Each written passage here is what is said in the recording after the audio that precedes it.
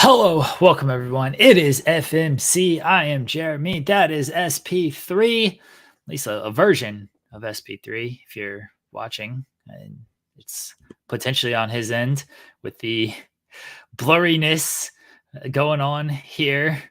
You're completely frozen. I don't know if we can even hear you. Oh, there we go. There we got something. We got something there. Can you hear me? Can you hear me now? Can you hear We me will now? see. We will Can see you if we're. It is July 2nd, Tuesday. As always, SP3, how you doing in your blurry state? I am doing well, folks. I don't know if you guys can hear me well. I don't know if it's me or not.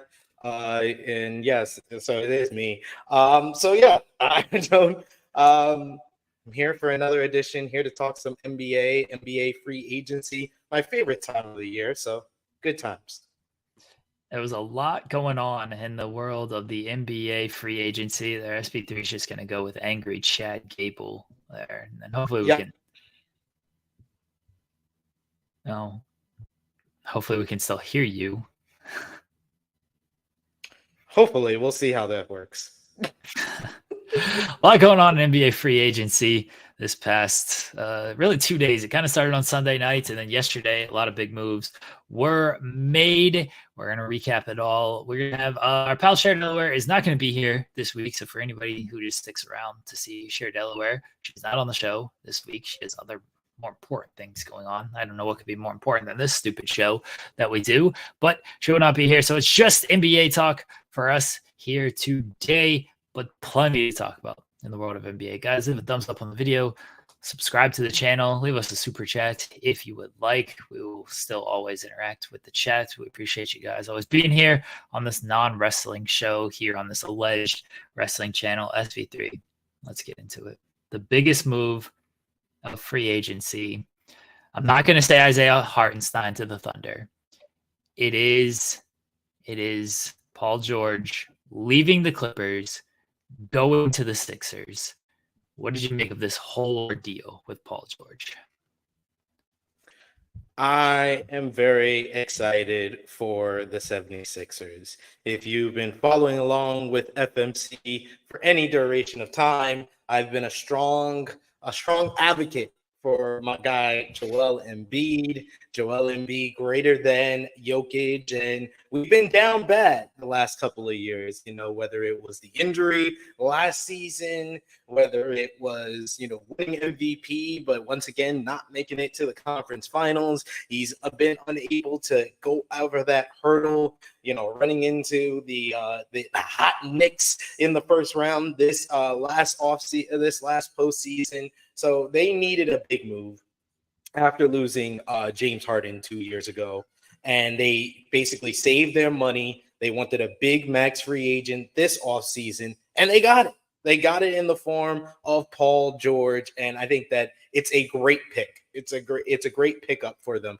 It's someone that fits in very well with the team. He's teaming up with an MVP in Joel Embiid, a star on the rise in Tyrese Maxey, and congratulations to Max on the 5-year, $240 million extension. He's going to be a 76er for a long time, hopefully. No injuries, no trades happen, that he could be one of the franchise players for that team. And then you get Paul George, and it basically has been the theme of this offseason with the Knicks moves as well as with this move of these teams in the East are trying to bulk up with the two-way players, bulk up with the wing defenders to try to take down the Boston Celtics with Jason Tatum and Jaylen Brown. And I feel like this is the best move that the Sixers could have made. And I feel like they are now right behind the Boston Celtics for the favorite to win the East next season.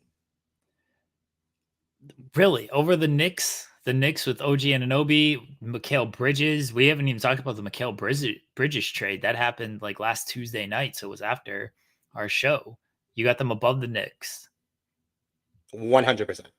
Okay. I mean, I know you're a Knicks hater. I would say 1,000%. No, I'm not a Knicks hater. I keep the same energy with Knicks. I know I'm not. I'm going to keep the same energy with Knicks fans. Knicks fans hate on the Lakers all the time. That's all they did when they were losing, and they were losers. They're on the rise. Congratulations. You guys are on the rise, but I'm keeping the same energy as most analysts have said. as the betting odds also said, the Sixers are ahead. With this move, the Sixers are ahead of the Knicks. The Knicks may have a more well-rounded starting five, but I'll take that big three in Philadelphia over the Knicks team. I think the Knicks are third. They're right there. They're neck and neck pretty much with the 76ers, but both the 76ers and the Knicks have kind of leapfrogged the Milwaukee Bucks of the world and all these other teams to really stand pat and right behind the Boston Celtics for the favorites in the East. But I got the Sixers ahead of the Knicks. Look, that's fair if you have the Sixers ahead of the Knicks. I was just asking. You don't have to use the other analysts. Who cares what other analysts have to say? SP3? No, I am not. No. You act. No. Don't do this to me. You're lucky what I you do? can't see No, me. you said you don't do this. Don't do this to me, Sarah, because you asked the question. You got them ahead of the Knicks. Like I was saying something crazy. So that's the only reason I would bring up any other analyst and try to back up my opinion. Is I'm just stating the fact that I'm not alone in this assertion. You kind of said it like, oh my God, this is the first time I'm hearing anybody has, the Sixers with Paul George ahead of the Knicks picking up Mikal Bridges and OG Anunoby. Congratulations. Those are great defenders, but they're not Paul George. I mean, they're healthy. They can play. Hey, Paul George is going to be healthy this season. You heard it here first. This is going to be the season. I'm the man that predicted Anthony Davis to play over 70 games this past season, and I was correct in my assertion. When it comes to predicting health of players, I am like the Jeremy Lambert of picking championship winners. I am really good at asserting that this is the year this player is going to be healthy. I predicted Anthony Davis last year. It's Paul George this year. He's going to be healthy in Philadelphia. Here's the thing. I would have the Sixers over the Knicks as well if we're playing 2K. I would, if it's a 2K simulation, yeah, I'll take this. I mean, the Knicks weren't that healthy either. They were like the walking wounded by the end of the postseason. What are we talking about here? Sure, but they still got past one. They got past the Sixers. Two, Mikal Bridges has played like barely. 100. They still beat them. Who cares about barely? They still won. They won in 6 games? Yeah, 6 games is 6 games. With Joel Embiid with Tanahashi knees and Maxey as the only clutch player on the team, they beat them in 6 games. I'm sorry, okay. Getting Paul George, it makes me feel like the Knicks will lose in a 7-game series against the Sixers. All right, well, I feel like you're just missing Mikal Bridges out of getting him. 2, you just said Joel Embiid had bad knees, and then Maxey as the only clutch player. They added Paul George, who ain't the beacon of health and ain't the beacon of clutchness either. Hey, he is this season. You heard it here first, folks. You heard it here first. Tyrese Maxey is still the only clutch player on the team. Nope. All the Knicks got is a player that won't be injured in the postseason in Mikal Bridges. I mean, you just said that they were the walking wounded as well, and now they got a guy who's played like 200 straight games. Tibbs is going to run him into the ground, granted, but... Exactly. We all know what's going to happen here. Don't start. I think the Knicks are slightly better because I trust their health and depth a little bit more. It's not great. Their health isn't great because they barely finished out the season last year as well. Look, Paul George is a big move. I'm not saying Paul George isn't a big move. Paul George is like the epitome of a guy who you plug into your lineup and does everything you want him to do. He's going to defend at a relatively high level. He's going to knock down threes. He can create his own shot. He can create shots for others. He does everything very well. He's more high maintenance than I think people are willing to admit because he's not a superstar level player, but he's a guy who he's going to fit in with Maxey and Embiid. We have to recognize the reality, though, when it comes to health. Paul George ain't always healthy. Paul George's playoff performances are what they are. Embiid's not always healthy. His playoff performances are what they are. Like, it's a good team. I like the other moves they made. They re-signed Kelly Oubre Jr. He played well with them last year as well. But I'm not putting, Louis says, the A+ of B+ players. That's a good good apt description of Paul George. He's also what is Paul George now? 34, 35? Like, he's an older player. And it's a league that the older players aren't having as much success. Hey, that's all fair. But I believe as much faith as I have in Paul George being healthy, I got faith in Tibbs running his players into the ground and them not being healthy by the time they make the postseason. Okay, that's fair. Nick Nurse is no better at this. Hey, Nick Nurse is better than Tibbs. When it comes to managing minutes, he's just behind. Hey, Nick Nurse, this was the complaint. Sure, but this was the complaint about Nick Nurse in Toronto, is he was playing guys way too many minutes and ran them into the ground. He didn't really disprove that his first season in Philadelphia. Nick Nurse is a guy who tries to squeeze every last minute out of all of his players as well. So, yeah, fine. If Tibbs is number 1, Nick Nurse is number 2. I wouldn't even give him number 2. I would say number 3. Behind? I know there's somebody else, but it escapes me right now as I'm trying to do some stuff on the back end here. But yes, I think he's better than Tibbs. That's all we agreed on that. Yeah, Mike Malone. There you go, yeah, Louis. Thank you. Sure.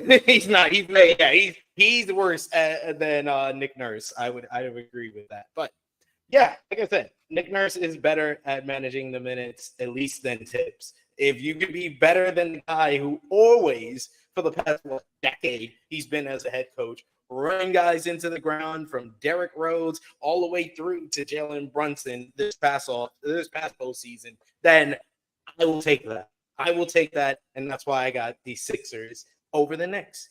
If you got the Knicks, do you have the Knicks beating the Boston Celtics now with Mikal Bridges? No, I don't have anybody beating Boston. They're the defending champions. Okay. No, why would I have anybody beating Boston? Okay, I mean, at least we can agree on that. I still don't think either of these teams are going to beat Boston, but I would say the Sixers are closer. I think if healthy, the Sixers are closer.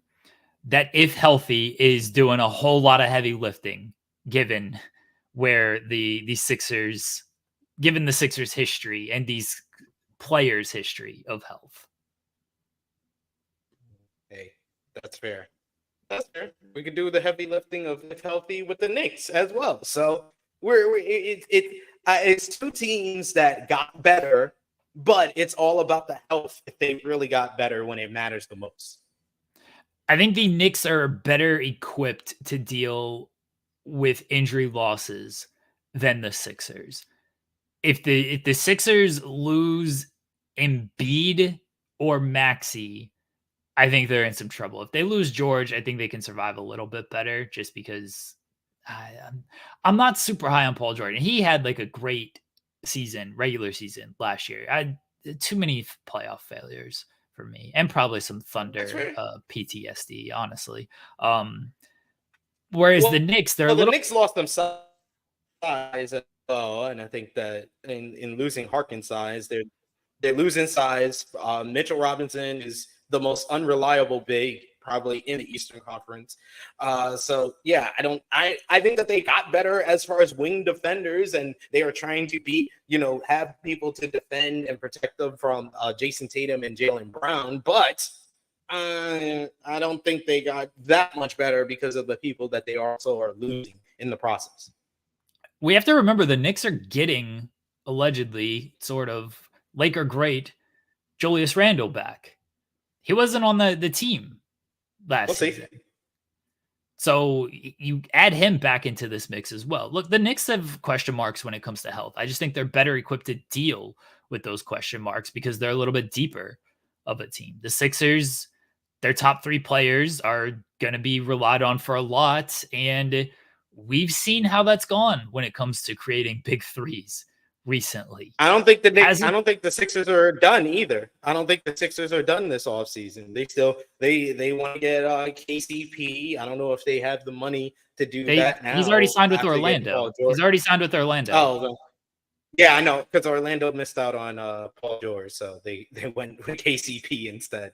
But I don't think they're done. I think they're gonna add more depth, and the Sixers. I still have the Sixers better than the Knicks. Okay. It's a fair argument for the Sixers. The health is going to be a big thing with the Sixers. They're going to be great in 2K. Yeah, I also agree with Scott in the chat. Paul George is going to be significantly more healthier when he doesn't have that albatross known as Kawhi Leonard weighing him down with his injuries. He rubs off on the other players, man. He went to Toronto. People in Toronto started getting injured. When he was on San Antonio, people getting injured over there. Went to the Clippers. Paul George starts getting injured. Kawhi Leonard, man, he's the problem. Oh man, Clippers fans, how y'all doing? How y'all doing, Clippers fans? Remember in 2019 when Kawhi Leonard did a whole commercial calling himself the king of Los Angeles, and how the Clippers, the NBA Twitter was talking about, oh, the Clippers are the favorite to win the championship, and all this nonsense I had to hear for a couple of years before y'all started choking time after time in the playoffs, before the injuries started piling up.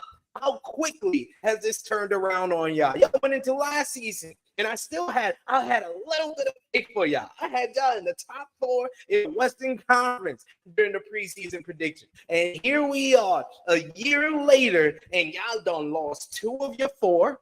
You got James Harden. He looked like he's trying to find his way out of there. Kawhi Leonard, he's re-signed, and all he's like, where is everybody? He's like Will Smith at the end of Fresh Prince of Bel-Air. He's like, this house is empty. What happened? It was the guy that you basically mortgaged your whole entire future for Paul George. Might go down as one of the most disastrous trades in NBA history. They mortgaged their future for Paul George, and they got absolutely jack and shit out of it. Real quickly, Kawhi Leonard's played more games over the last 2 seasons than Joel Embiid. Second, I have no issues with what the Clippers are doing. I find it hilarious because the Thunder are the team benefiting from all of this. So I find what's happening to the Clippers absolutely hilarious, that they made this big deal for Paul George, the right move to make. The right move. Like, I get that being the move when you wanted to trade for Paul George I hear one of the kiddos in there. Hello, one of the kiddos. Yes, my daughter. So the right move to make. I completely get why they made it. Now, though, they got 1 Western Conference Finals appearance out of it. Paul George walked for nothing. Nothing. They didn't trade him to Golden State. They could have gotten some pieces back from Golden State if they wanted to. They decided, no, we'd rather just spend that money elsewhere. They didn't give him 4 years instead of, that's all he wanted. He just wanted that 4th year. And they're like, no, we only want to give you 3 years. That's it. We want the timeline to match with Kawhi's timeline. George wanted the extra year. Didn't get it. They re-signed James Harden for 2 years. They're going to trade Westbrook. It's a team that made some mistakes over the past years. And had they won something, we'd look back and be like, all right, you know what? They won. They took a swing. Maybe they only got 1 title out of it, but a championship's a championship. They didn't get it. And so it looks like one of the biggest failures in NBA history. When you think of what this team actually accomplished now that it's over, ain't a whole lot. Ain't a whole lot for how long they were actually together. They were together longer. Couldn't even make it to the NBA Finals. At least the NBA Finals appearance, you would think. They got 1 Western Conference Finals out of it. They actually and that was without Kawhi. Yeah. They had a worse record when George and Kawhi played together in the playoffs. I think they were 13-14 or 13-13. Regardless, not a winning record when they were on the court together in the playoffs. We talk about big failures when it comes to some big 3s, some big 2s. Everyone likes to look at Durant and Kyrie like, oh, that was That was a gigantic failure. People are looking at now Durant and Booker. This is a failure. Paul George and Kawhi Leonard is a much bigger failure than either of these Kevin Durant teams.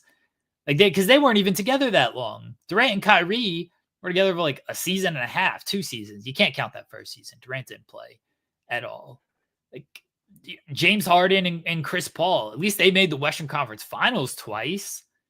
Like this team was together for 5 seasons and had 1 Western Conference Finals out of it. It's a failure. And especially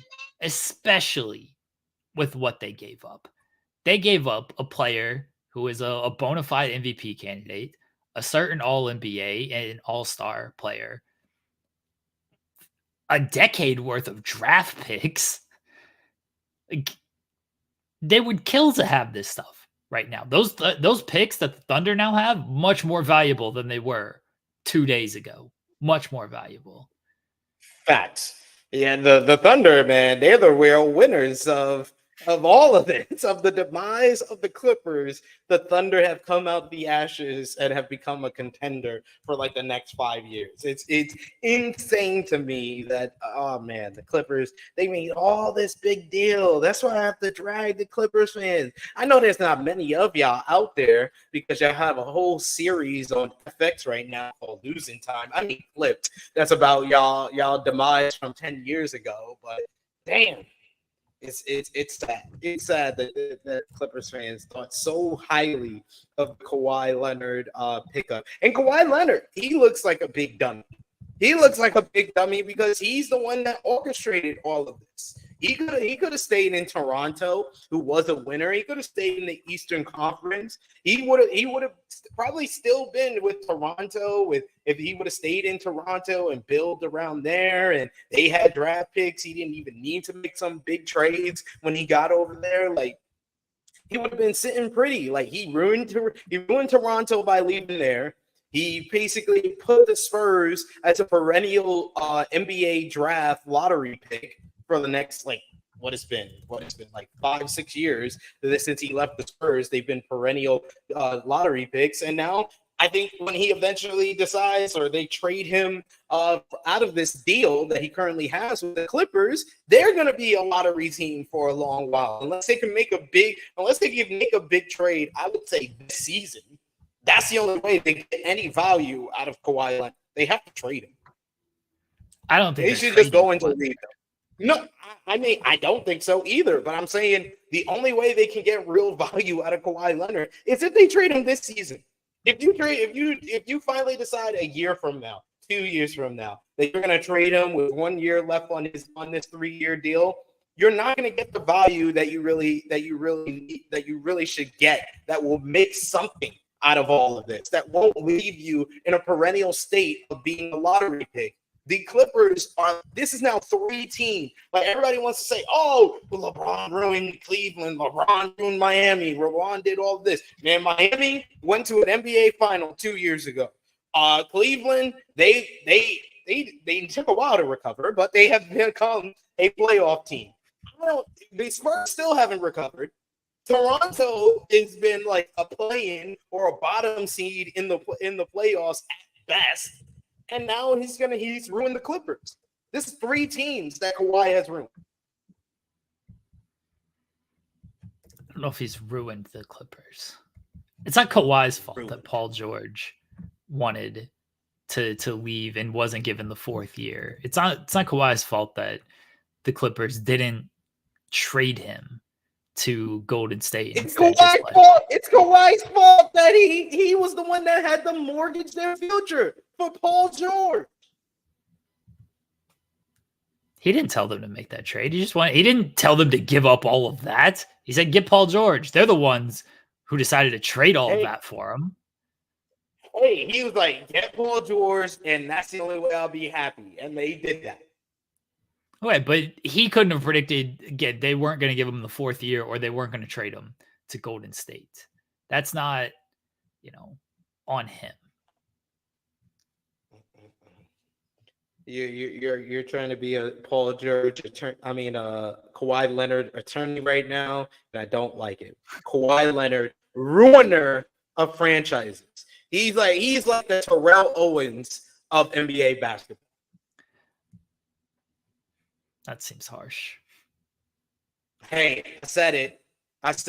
Hey, I'm the one that came out on here, and I actually agreed with Stephen A. Smith's assertion from last season that Paul George may be one of the worst superstars in NBA history. And nothing in the past few months, and especially this past week, has got me off of that. He might be the worst superstar in NBA history. Paul George? No, Kawhi Leonard. I'm sorry. Oh, you said Paul George. I know. I said sorry. Kawhi Leonard. Okay, I was just clarifying. That's all.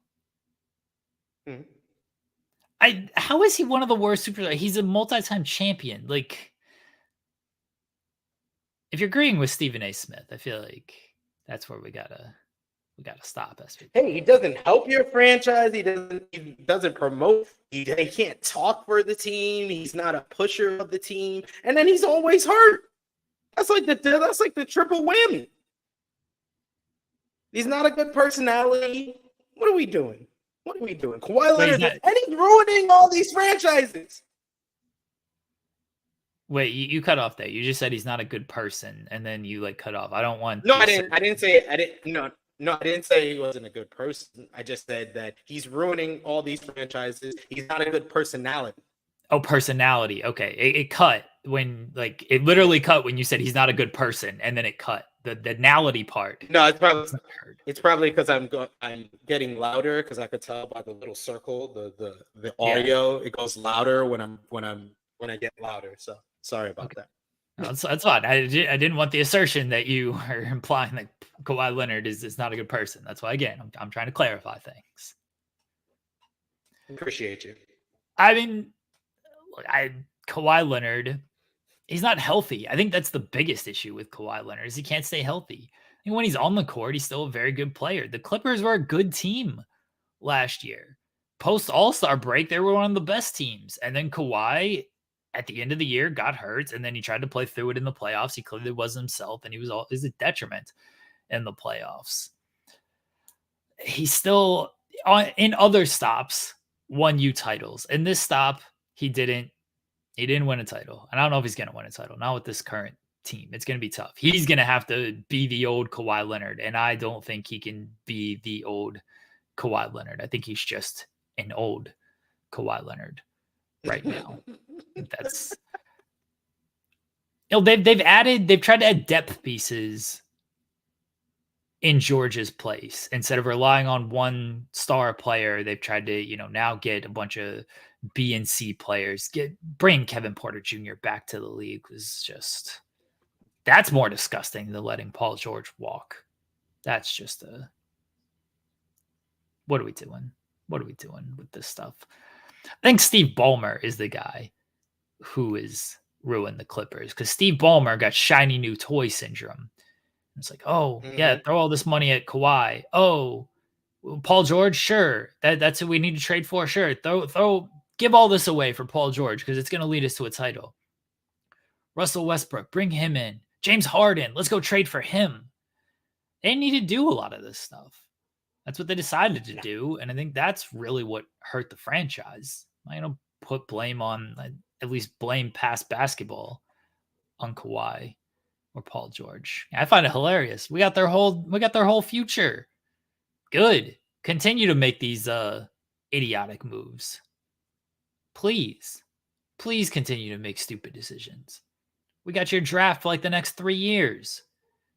Trade Kawhi. That'd be great. Because I don't think you're getting any value out of him right now. Even if you mentioned trade him this year, I don't know what Kawhi's value is to trade him this year that makes you better in the next 3 years. So fine, that's what I'm saying, though. That's what I'm saying, though. It's not going to get better as the years go on. I think that you'll get the most value out of a Kawhi Leonard trade this season. But when you don't have your draft picks, what are you trading him for when you don't have your draft picks? Usually when you what? Draft picks. Sure, but that's what you need. But you're not getting your draft picks out of that. You're getting other teams' draft no. picks. Yeah, yeah, that's true. I mean, it's better than no draft picks. Like let's say you trade them to Miami, because Miami's a team that always likes to go. Let's say you the Dame package, right? Yeah. The highly touted Dame package of Tyler Hero and draft picks. That doesn't make your team better now. It makes Miami better, so those picks are less valuable. It makes you worse, and you don't have your own draft picks to do your rebuild. That's a problem. Is when you trade these picks and then your team blows up like the Clippers kind of have, you can't afford to just, oh, well, let's blow it up and rebuild with our own picks, because you don't have your own picks at that point. So they almost have to try to stay competitive, at least like a mid-wing team, because you can't rebuild with no picks, especially without your own. So what do you think? What do you think they should do? I think they're just going to stay the course. They're going to try to be as competitive as possible for the next 3 years under the Kawhi deal. What that is, I don't know. But they're signing a few free agents. Derek Jones Jr. is a good pickup. I think they're bringing back Nick Batum as well. Like they're signing some depth role player guys. James Harden is still valuable in a sense of he'll win you some regular season games. Like they're maybe a low seed play-in team. The West isn't great. No, the West isn't great at all. But I can see them being a play-in. That's at best, I would say. Yeah, so I mean, they're play. I don't know what else you can do. Like, you can try to make trades around the margins, but there's right now, you're gonna go after Zach LaVine. Like, honestly, that might be an option. Is go after Zach LaVine, but apparently the Bulls can't even attach a draft pick to him to get him right now. No one wants Zach LaVine because he seems injury prone, just like Kawhi and Paul George does. So yeah, they're in a difficult situation. I think you are right. I'll give you credit. You are right when you're right. They kind of have to just stay the course and see how many games they can get out of Kawhi Leonard this season. See about the combination of Kawhi Leonard and James Harden. Maybe James Harden has one more really good, strong season in him, and he can be the number two to Kawhi Leonard, and then turn back the clock. Both of them can turn back the clock for one season, and they can at least make it not in the play, and at least like a top 6 seed in the West. I think that's the best they can hope for at this point. And we will see when it comes to the Clippers. It's a dire situation. I honestly think it's hilarious. It's absolutely hilarious. Klay Thompson to the Mavericks. Oh, the camera's on. It's still blurry. Oh, you're in a different room. It's still blurry. Is it blurry? Still blurry? Yeah. I thought different room would help fix that, but no, apparently not. Still a little laggy. Not well. Klay Thompson to the Mavericks. They probably switched me back to 50 gigs or something like that. Klay Thompson to the Mavericks. Najee Marshall also to the Mavericks. I like the Najee Marshall trade. I think the deal. I think the Klay Thompson deal could be good or could be bad, depending on where Klay actually is. But I don't think the Mavericks got worse, largely because of getting Najee Marshall, who is a little bit of an upgrade over Derek Jones Jr. Derek Jones Jr. turned out to be a really good defender in the playoffs. His three-point shooting, unless he was against OKC, was hit and miss. I think Najee's more reliable as a three-point shooter. Derek Jones Jr. maybe a little bit better defensively. Klay defensively definitely is not what he was. Still a good three-point shooter. The concern with Klay is the three-point shooting did dip last season. And he certainly wasn't the effective player that he's been in the past. And now you got to hide him a little bit more defensively than you had to in the past. Klay was technically a sign and trade because the Mavericks got like 2 second-round picks out of it. So yes, technically he was a sign and trade. Yeah, I'd like the pickup if Klay can at least be a six man for the Dallas Mavericks. He's gonna If he start be though. a six, Starting. I think that the role that he's going to be successful in is as the six man for the Dallas Mavericks. I think I know that they kind of see him that he can probably get one more year of him being kind of a third or fourth option for them when people are double teaming Luca, people are double teaming Kyrie. They can kick it out to Klay and he can still hit the three, but I don't think he's that player anymore. I think that he would be more suited coming off the bench, but I know he doesn't want that. So it's a whole give and take when it comes to Klay on the Mavericks. But I would say that the Mavericks, if they were like, if you gave them in an NBA 2K scoring like out of 100, if you made them like a 90 team at the end of the last season, they're now at a 91 or a 90.5. Okay. I think the Najee Marshall deal is a little bit better than the Klay deal. He wants to start. That's why he's going to Dallas. Again, I think defensively, he's definitely just not that guy anymore. I think that's going to hurt him more than his offense. I think he can still knock down threes. And I think they'll get him. I'll obviously get a lot of good looks playing next to Luca. Yeah. But I think defensively, they're going to have to. It changes their scheme a little bit because Luca's already regular season, his effort defensively in really great. Kyrie had turned into a good defender last year. He took on a lot more defensive responsibility, but now instead of Derek Jones Jr. guarding guys, it's Klay Thompson guarding guys, and Klay's not as good of a defender as around that starting lineup. So we'll see with Klay. Do you want to talk about LeBron and him opting not to sign a max deal so they could sign free agents and then not signing free agents? So he's going to sign a max deal. I mean, the best we were gonna do was picking up Klay Thompson. So I wasn't too enthused with how I was looking anyway. So yeah, I understand, LeBron's thinking of trying to help out the team, but it seems right now what LeBron wants and what the Lakers want is not the same thing. So that is a little bit concerning heading into this next season. I will not, as of right now, I will say I'll not be, touting the Lakers offseason like I was last season, and I won't be the Lakers to win the NBA championship. I think that we'd be lucky to make the play-in this season. I'm aiming for the play-in at this point this season. That's how it's looking so far. I like getting JJ Redick. I like getting the greatest second-round pick or the most glorified second-round pick, however you want to see it.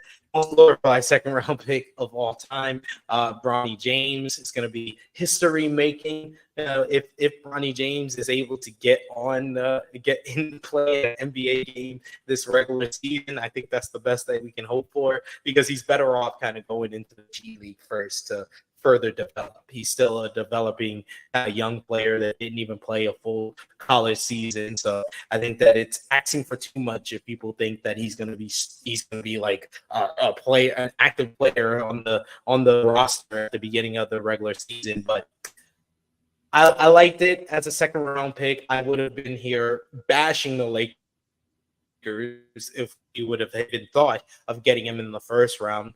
But I like what they did in the first round. I like what they did in the second round. That's all I can say about the Lakers offseason because it's been quite uneventful after last season where I said they had one of the better offseasons. So here we are. What about DeMar? What if they had DeMar DeRozan? DeMar DeRozan is interesting play, and I think that's our only play at this point. I would like it. It would improve us. It would improve us a lot more than Klay improves the Dallas Mavericks. If the Lakers were at like an 85 at the end of last season, that would bump us up to an 88, my favorite number. Okay.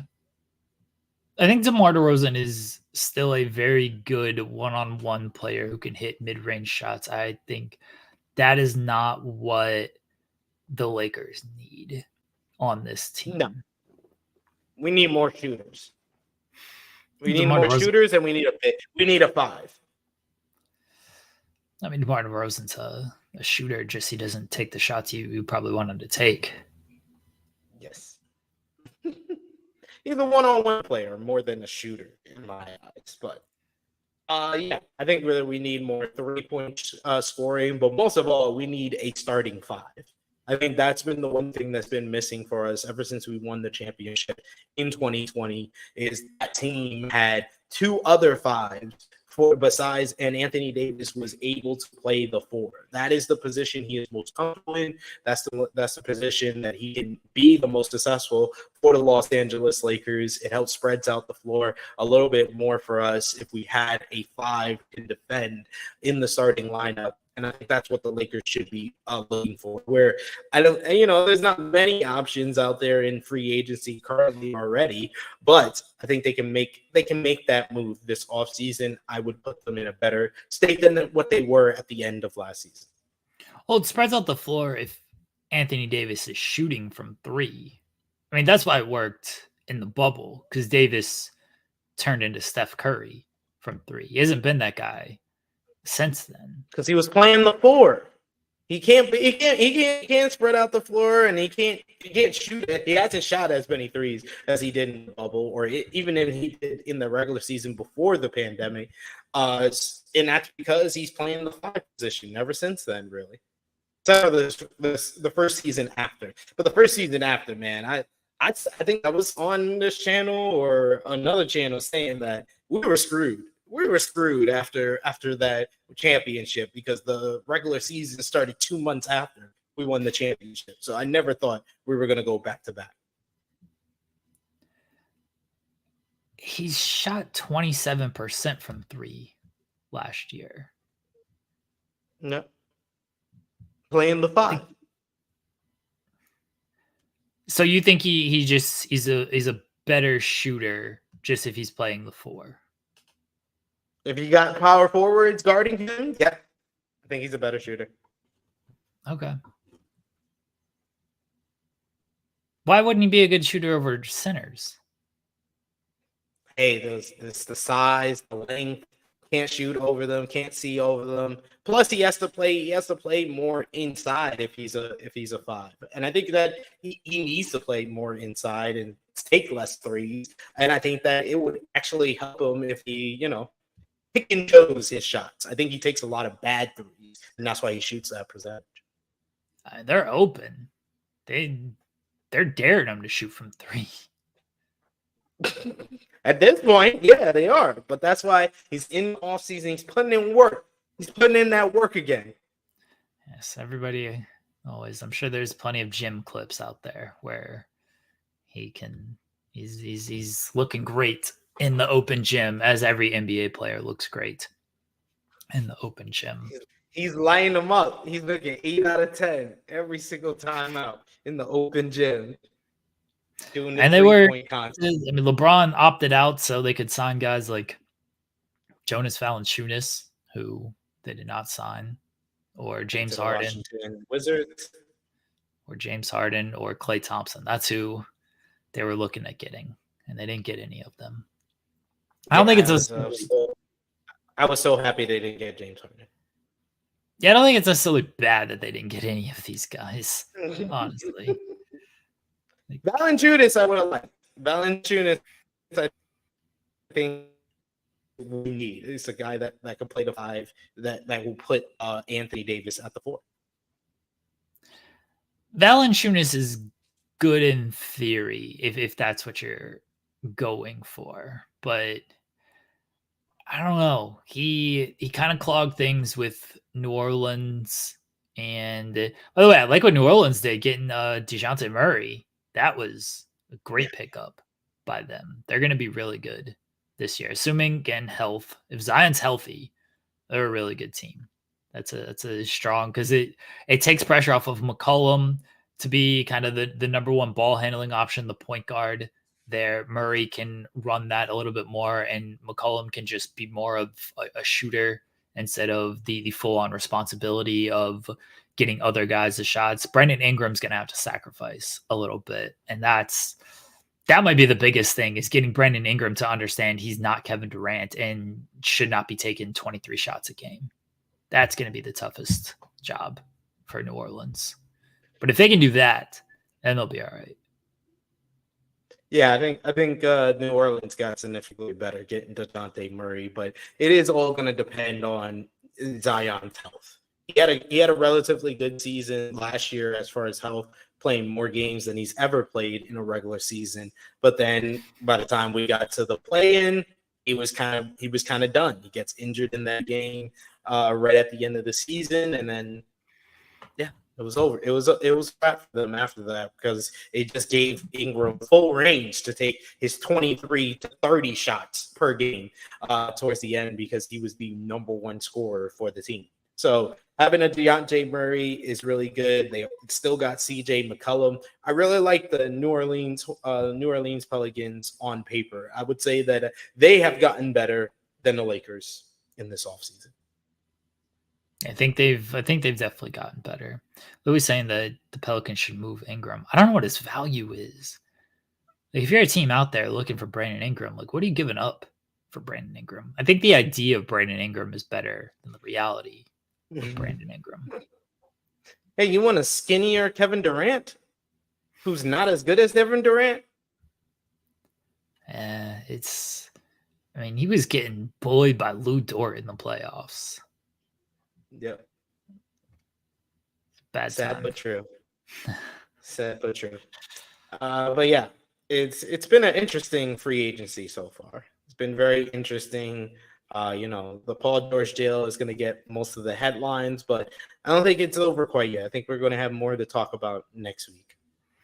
I mean, the big, maybe Portland is saying Louis, maybe, but I don't know if I'm Portland, if I'm giving up really any of those people for Ingram. I'd rather try to just see a little bit more what I have than go out and get Brandon Ingram. Like, your ceiling with Brandon Ingram is the Bradley Beal Wizards.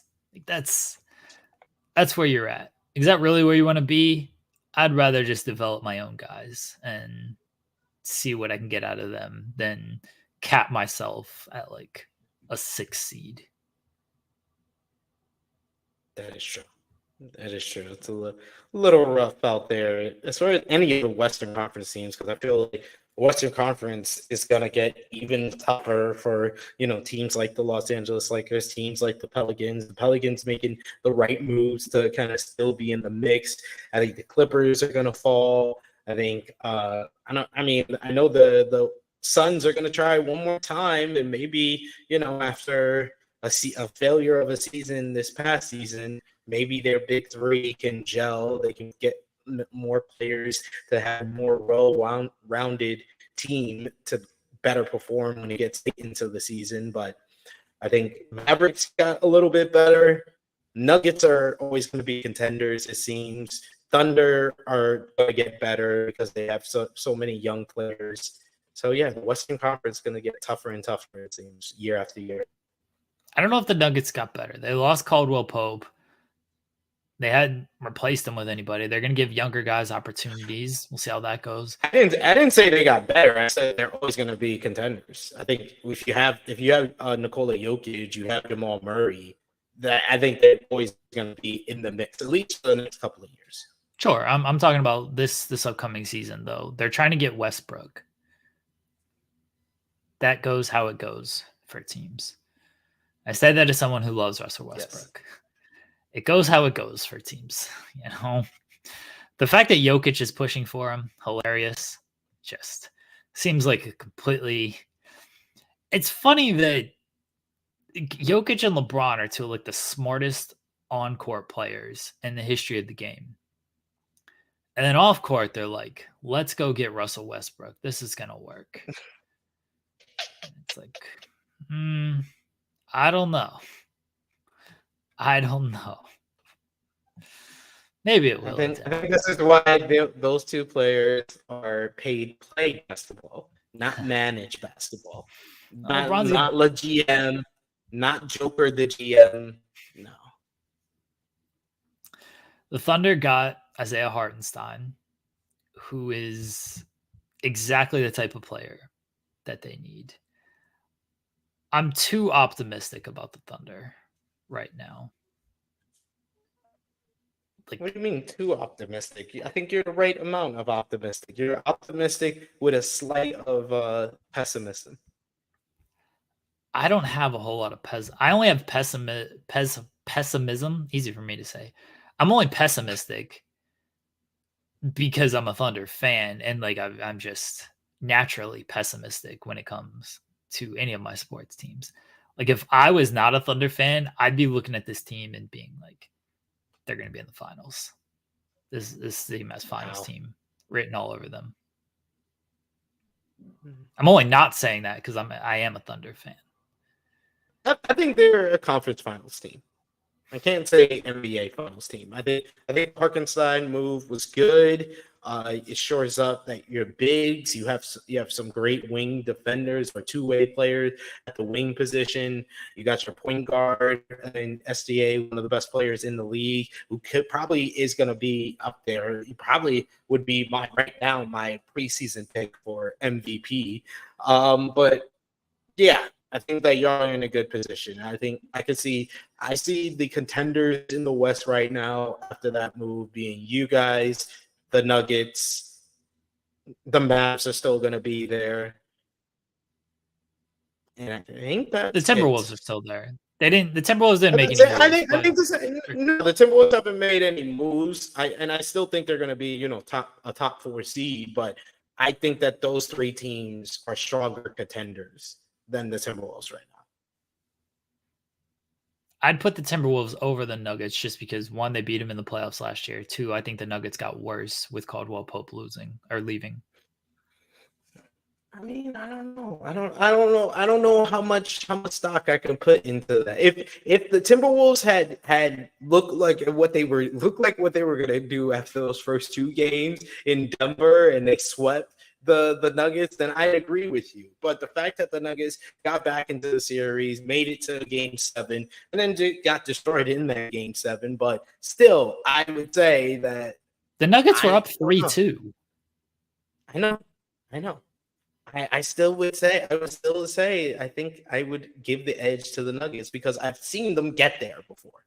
I didn't see the Timberwolves let me down because I really wanted the Timberwolves to beat the Mavericks and make it to the NBA Finals after beating the Nuggets. I say if you beat the man, you got to beat the man, and they beat the man and then couldn't beat the other man. Okay. I had the Timberwolves higher than the Nuggets at this moment just because like the Nuggets losing Caldwell Pope's a big deal. They failed to replace Bruce Brown last year when they lost him, and that showed up in the playoffs. Now they're losing Caldwell Pope. They're going to count on guys like Julian Strawweather and Christian Brown to step up and play a bigger role. And those guys didn't exactly flourish in bigger roles last year. And if you're going to add Westbrook to this team, like that's subtraction by addition with the way Westbrook plays. I don't think that helps a team. But obviously, a healthy Jamal Murray makes a difference for them, and Jokic is Jokic. I get if you want to have them over the Timberwolves. The Timberwolves beat them though. The Timberwolves didn't get worse. They didn't make any moves to really get better, but they didn't get worse. I think Anthony Edwards is gonna get better. Oh, I put the Timberwolves just ahead of the Nuggets. That is true. I don't know. It's just something about guy like Karl Anthony Towns and Rudy Gobert that just makes me doubt the Timberwolves. I love Anthony Edwards, and I think he's another guy right there with SGA as far as preseason MVP candidates. I think he's right up there as well. But I don't know. I would say they're 4th. They're the 4th out of the West, out of those teams. I would put the Nuggets just ahead of them. But I agree with you. The loss of KCP probably puts the Nuggets behind the Thunder and the Mavs right now. Louis saying that the depth of wing defenders with Dort, Caruso, Wiggins, and even Joe to some extent is elite. I would replace Joe with Cason Wallace. I think Cason Wallace is going to really step up this year. But yes, the wing defenders, and I'm very optimistic about the Thunder because everyone said they needed a big who could just shore up the rebounding, and like Hartenstein is that guy. Not only is Hartenstein a good rebounder, he's a good finisher around the rim. He is a nice little floater. Like, he has good touch around the rim. He can shoot from three. He didn't have to do that in New York. They didn't ask him to do that, but like, he has some touch from three. Rebounding is obviously good. He's a good playmaker. Like, he's not going to bog down the offense that everyone heralded so much last year with all the screening and the cutting and the getting open looks for guys. Not going to bog that down. And then you replace Giddey with Caruso. Not only on offensively is that an upgrade because Caruso is just going to shoot three. He's not going to take terrible shots, or like Giddey just had no touch. And putting the ball in Giddey's hands also took the ball out of Shea and Dub's hands, which wasn't great for the team.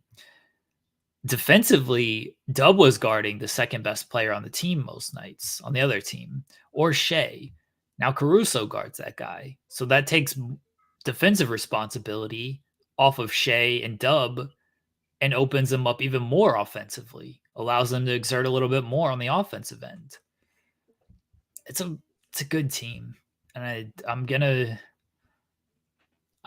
be pessimistic because of how good the team is, because I can't buy myself into believing, but it's a good team. Yeah, I see them getting the number one seed again, for sure. I don't know if I have them making it to the NBA Finals, but yeah, the Caruso pickup was huge. You still got Dort, and getting Hartenstein, hey, it makes the Knicks weaker. So I agree with that move. So thank you, Thunder, for making that pickup. Okay, you got to get his name right at the very least.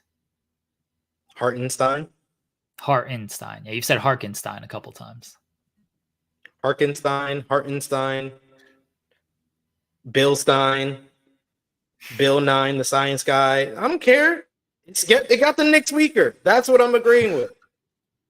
Isaiah. I'm going to call him Isaiah. People think he's black. He is call him Zay, yeah. You know that, right? He's black. I know. Okay. He's very light skinned, though. Bright skin. Chet called him bright skin. That's his bright skin brother. Bright skin twins is what he called them. Yo, Chet Oates. The bright skin twins. Rules. There you go. We missing out on the Splash Brothers. No more Splash Brothers, so we got the bright skin twins. We had the Stash Bros in OKC when we had Steven Adams and Enes Kanter. Now we got the bright skin twins. The bright twins. Yeah. There you go. This man out here looking like Blake Griffin. All right. I'm all right. That's cool. Anything else from free agency that you want to hit on? I think Chris Paul going to the San Antonio Spurs. Yeah. That was a pretty significant move. I won't say big move, but significant.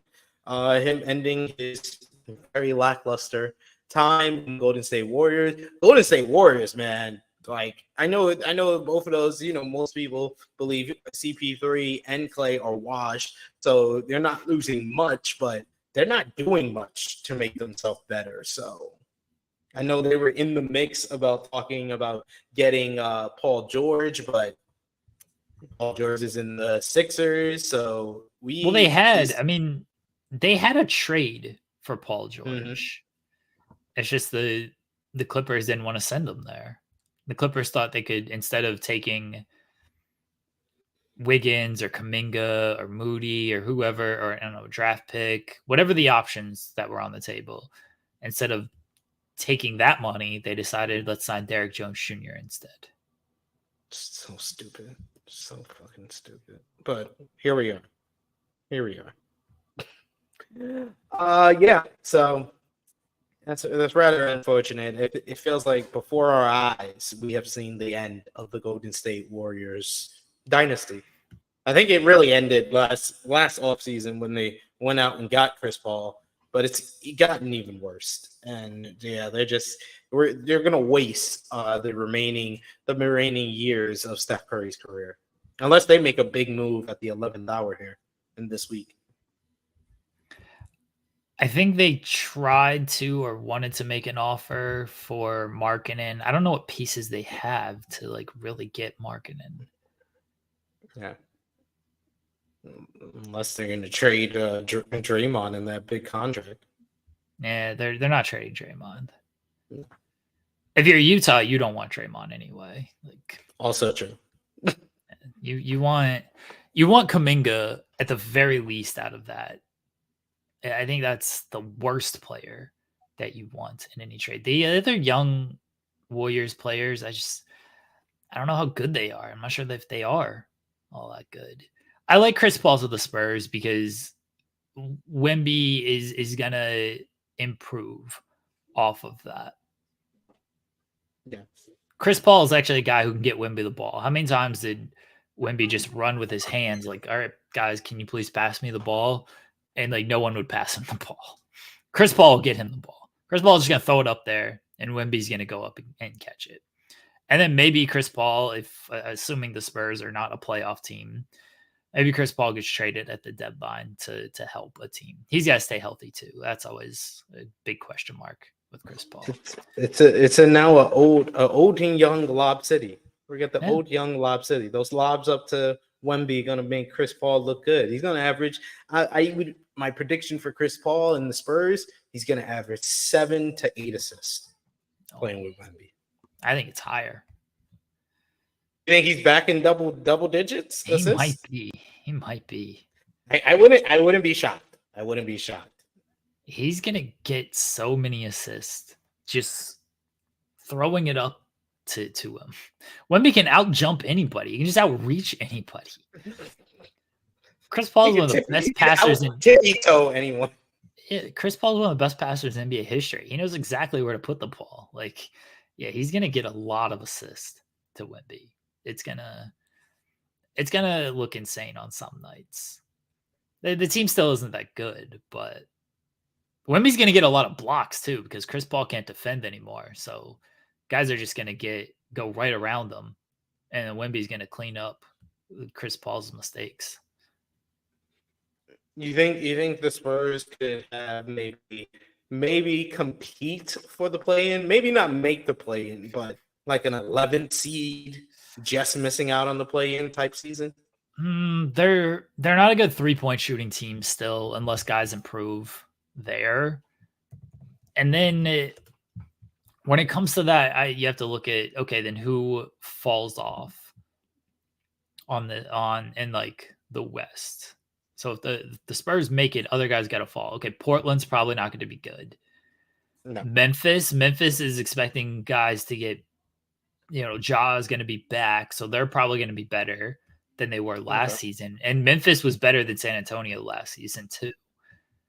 Yeah. Utah is iffy. The Rockets, they're hoping for improvements. I don't know if Golden State slips that much, but maybe the Kings will probably be a little bit better. And you're looking at the playoff teams who it would take a lot. Like Chris Paul ain't changing the team that much.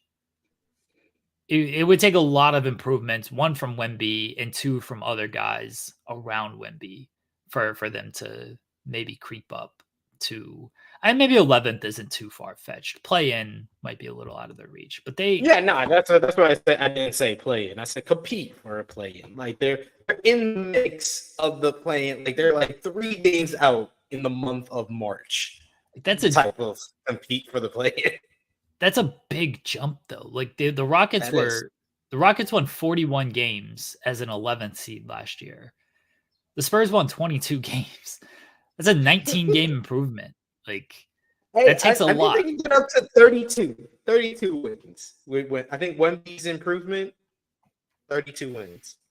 All right, see that's fair. I don't think 32 32 gets you in like a 12th seed. So yeah, maybe. You're 12th seed. You're not the bottom of the West anymore. And I mean, Chris Paul's probably going to get hurt. So hey, I think no pressure, he might not get hurt, y'all. And they think only give him like 25 minutes per game. Might not get hurt. Maybe. Nah, he will. Chris Paul. Yeah, Chris Look at Paul. me. Look at me. Look at how much I've grown. I'm talking positive about Chris Paul, folks. Anything else from NBA free agency or draft week, or just the last week in general? No, the draft was.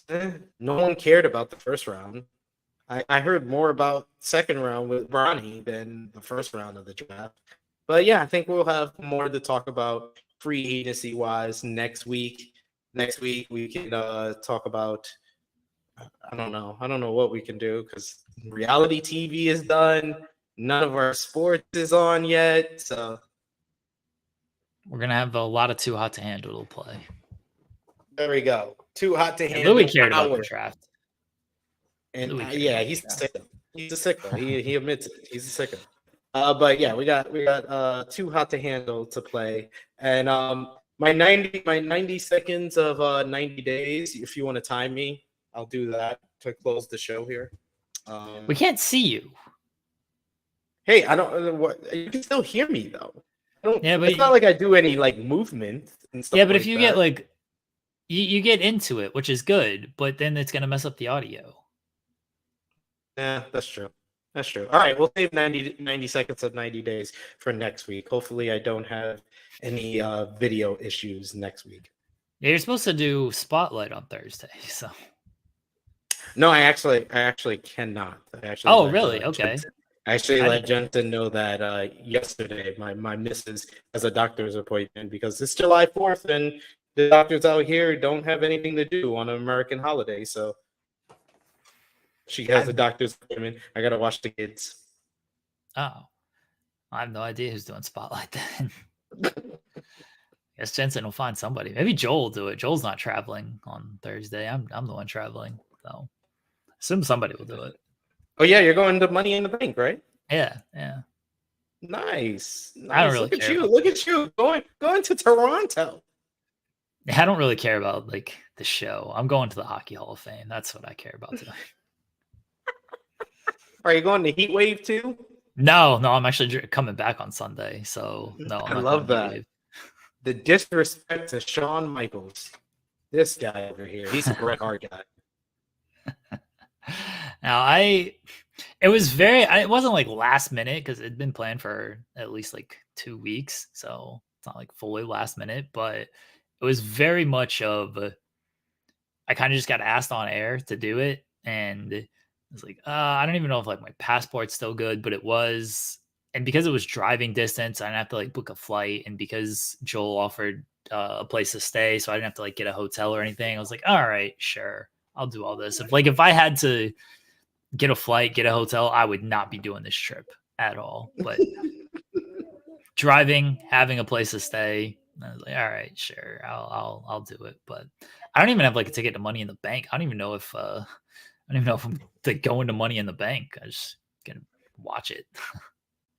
At least with WWE, you know, I've had times where WWE last minute be like, here's a media ticket, you know, week of, but who knows, you know, they're always selling out or claim to have sellouts, so you better move past on that. Yeah. I truly, I don't care if I go, so. Like you don't want to see who's gonna win the briefcase. Have you ever been to a Money in the Bank? No, never been to one. I think it'd be cool, but it's not something that I'm super like. I definitely want to do this and go to it. Like I'll watch it with the Love Wrestling guys. They're doing the bar crawl, and then they're gonna watch it at the place that they have rented. Like I'm okay with that because you know me, SP3. Like this literally happened at Revolution. Like. I don't want to watch wrestling around people that I don't know. Like if I'm in the crowd, like if I'm just by myself, I don't get into it like that. I like sitting with my friends and enjoying the show. Like if I could easily buy like a singular ticket to the event and just sit amongst, you know, people I don't know, but like I don't get into it if I'm like that. I like watching it around people that I know, around people that like I enjoy hanging out with, not just other people. That's fair. That's right. I do get that. That's why a lot of times it's weird whenever I did get like media to like a grand slam, because all my friends would be in the building, but I would have to sit with the media. And then unless I see someone I know, I'm just watching it alone. Those are always kind of, yeah, I agree. It is kind of weird. I still get into it because I'm a mark. But it is weirder to experience by yourself. Like I enjoy like talking to people that like I know about this Yeah. stuff instead of just sitting there and like trying to get into, because you never know who you're going to sit next to too. You might be sitting next to people who just like aren't super into it or whatever. I just like having, I guess, a comfort thing. I like having at least one person beside me that like I know, and then like I'm okay. I'll get into it with other people and stuff. But like if I'm just around people I don't know, I get just it's awkward for me. I get awkward. So that's why I don't like buying just like a single ticket. Again, that's what Revolution. I bought a ticket, and then I sat in that spot, and then I was like, "Can I come hang out with you guys? Because I don't know anybody, and this just feels weird." Oh, like I can't really do that with WWE because they actually have like a media section, like a suite. So Yeah. it's can't really get into there. Just if it was just a section like AEW does, it'd be one thing, but an actual like Yeah. suite can't really do. Yeah, that's fair. Yeah. Anyway, But I hope you have a good time, though. I hope you have a good time in Toronto. Enjoy the city. That's one of my destination places I will go to one day. We'll see when. oh Scott, like I have no doubt that I'll enjoy it with the Love Wrestling guys, but they're not going to the Yeah. event. Like they're watching at like the bar and stuff. I that's why I said I'd rather do that. I'd rather like watch the show with them at the bar than go to the event and sit alone or just amongst people that I don't know. Like I'd much rather No, do that. I legit have met people that is like that too. Like during WrestleMania 35 weekend, we met some dude who's from, I think he was from New Zealand, and he came all the way out from there to go to his first WrestleMania. But he started like hanging out with us at Wale Mania, that he went to like the Ring of Honor event with us. Then that was the year we did the Bullet Club block party. So he was along with us for the Bullet Club block party, and they literally had buses from the Bullet Club block party to go to WrestleMania.